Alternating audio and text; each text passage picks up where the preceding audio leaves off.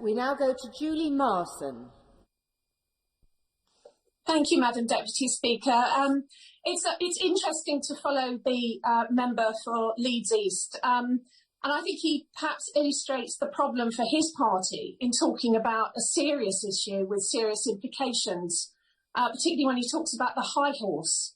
Because I, for one, find it impossible to take lectures from him or his party, from members opposite who have either served or evangelised for either a Labour leader who was famously a pretty straight kind of guy, whilst exempting Bernie Ecclestone's Formula One from a tobacco advertising ban after a tidy £1 million donation, and has had, shall we say, some pretty profitable gigs since leaving office.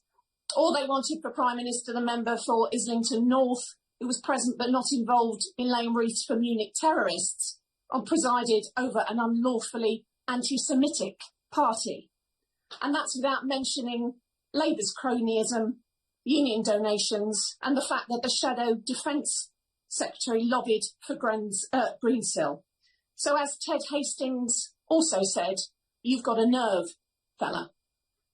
But on the substance of the motion, I absolutely commend the remarks of the Honourable Member for Norwich North, the Minister, who details the actions the government is taking, and also the Honourable Member for Hazel Grove with the activities of his Select Committee.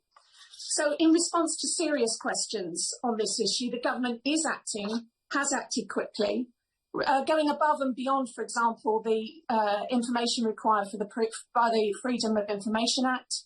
And I really welcome its commissioning of the independent Boardman review, which will thoroughly and transparently investigate the issues around Greensill. And that's in addition to the British Business Bank review of Greensill's compliance with the CL Bills scheme. And I think it's really regrettable that the members opposite seek to disparage and discredit that independent review. I welcome the fact that the government's been clear that Greensill's requests were either turned down or that no ministers were involved in gaining access to corona support loans. So, Madam Deputy Speaker, the government has answered. It is answering legitimate questions and legitimate concerns, and it's entirely right and proper for the government to be transparent and accountable. We all want that.